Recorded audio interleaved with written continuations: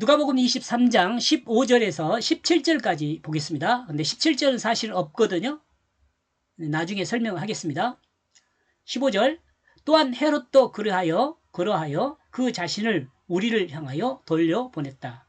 그러므로 봐라. 그 자신이 행한 그를 죽일 만한 일이 아무것도 없다. 두 번째 말하죠. 예수님이 죄가 없다는 것을 다시 이야기하잖아요. 이와 같은 판단은 빌라도도 자신만의 판단이 아니라 헤롯도 이와 같이 판단했다고 증거하고 있죠. 헤롯도 이와 같이 판단했다.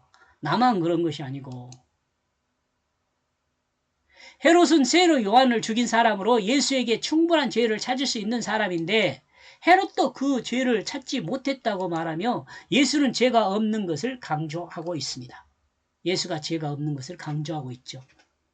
헤롯은 어리석은 사람이죠. 여러분, 헤롯은 어리석은 사람. 헤로디아한테 넘어가가지고 예수 세례 요한을 죽인 거 아니에요. 여러분 읽어보면 알 수 있습니다. 빌라도는 자신이 판단이 틀리지 않다는 것을 유대 지도자들과 백성들에게 설명하고 있습니다. 예수 그리스도에게는 그를 죽일 만한 아무런 근거를 찾지 못했다고 강조하여 이야기하고 있죠. 그러나 이들은 설득되지 않죠. 16절 그러므로 나는 그 자신을 훈련시켜 나는 자유롭게 할 것이다. 개혁성경은 여기서 훈련시켜를 때려로 번역했잖아요. 지금은 모르겠습니다. 요즘 번역은 어떤지. 근데 저는 훈련시켜라고 번역을 했습니다. 다른 성경에 근거하여 개혁성경은 때려서 때려서로 번역했지만 필자는 훈련시켜로 번역했습니다. 이 단어는 교육하다, 어린이를 훈련시키다, 혼내다 등의 의미로 사용된 단어이기 때문에 그렇습니다. 사실 빌라도는 예수를 혼낼 수 있는 근거도 찾지 못했습니다. 그러나 유대 주대자들이 워낙 강하게 고소하게 있기 때문에 빌라도는 이와 같은 말을 했었을 수 있습니다. 17절이 없어요. 우리 개혁성경에는 17절이 없어요. 근데 그 내용이 뭐냐면 명절을 당하면 반드시 한 사람을 놓아주더라. 반드시란다. 이렇게 돼 있어요. 누가복음에는 이 내용이 없습니다. 마태복음 27장 15절, 마가복음 15장 6절, 요한복음 18장 39절에 모두 나와 있어요. 그런데 그 내용에 대해서는 이렇게 기록을 해 두었습니다. 마태복음 27장 15절에 명절에 당하면 총독이 모리우 소원대로 제수 하나를 놓아주는 전례가 있더니 마가복음 15장 6절 명절에 당하면 백성이 구하는 대로 제수 하나를 놓아주는 전례가 있더니 요한복음 18장 39절 6월절이면 내가 너희에게 한 사람을 놓아주는 전례가 있으니 그러면 너희는 내가 유대인의 왕을 너희에게 놓아주기를 원하느냐 하니 이렇게 기록이 되어 있어요. 근데 역사학자들은 유대 총독이 6월절에 제수를 놓아주는 일에 대해서 기록이 없다고 합니다.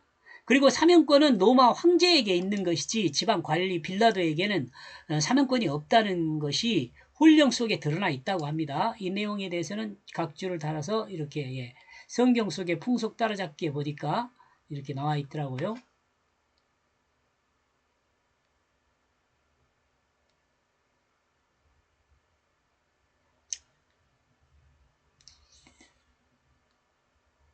그러나 이 내용은 복음서 세 곳에 확실히 증거하고 있습니다.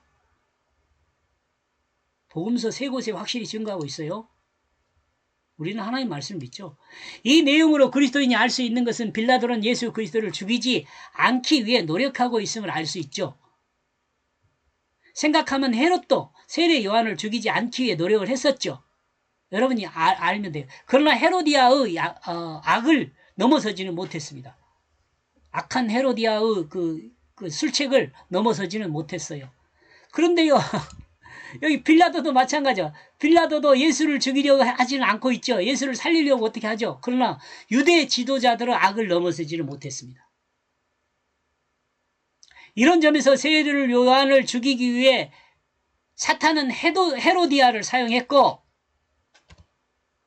예수를 죽이기 위해 사탄은 유대 지도자들을 사용했다는 것을 생각해 볼 수 있습니다.